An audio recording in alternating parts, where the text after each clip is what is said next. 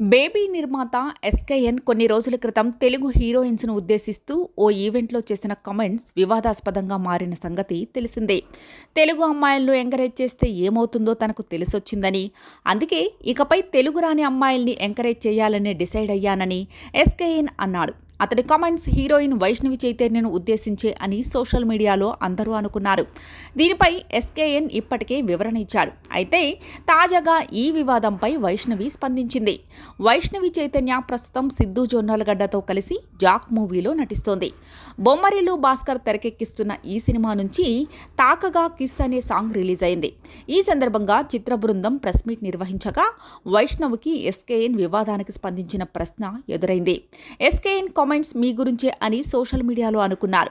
ఆ ప్రొడక్షన్స్తో ఇబ్బంది ఏమీ లేదు కదా అని ఓ జర్నలిస్ట్ ప్రశ్నించగా, ఉందని ఎవరు చెప్పారండి, ఆయన ఎవరిని అన్నారో నాకు తెలియదు, ఆ న్యూస్ వచ్చినప్పుడే ఆయన ఒక వీడియో ద్వారా సమాధానమిచ్చారు, దాంతో క్లారిటీ వచ్చిందని అనుకుంటున్నాను, ఆయన నన్నేమీ అనలేదు కాబట్టి నేను స్పందించాల్సిన అవసరం లేదు అని వైష్ణవి తెలిపింది.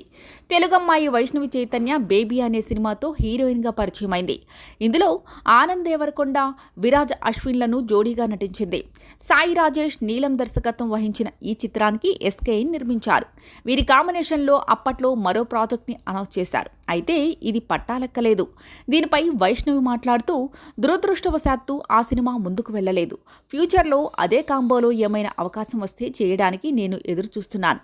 వాళ్ళతో కలిసి పనిచేయడం నాకు ఎప్పటికీ గ్రేట్ ఎక్స్పీరియన్స్ అని తెలిపింది.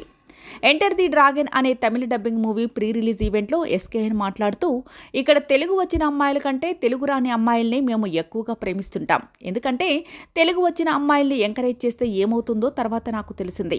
అందుకనే ఇక నుంచి నేను తెలుగు రాని అమ్మాయిల్ని ఎంకరేజ్ చేయాలని డిసైడ్ అయ్యాను. నాతో పాటు నా డైరెక్టర్ సాయి రాజేష్ కూడా ఇదే కోరుకుంటున్నాడు అని అన్నాడు.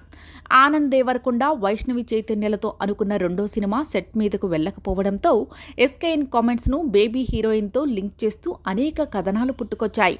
తన కమెంట్స్పై వివాదం చెలరేగడంతో నిర్మాత ఎస్కేఎన్ ఓ వీడియో రిలీజ్ చేశాడు.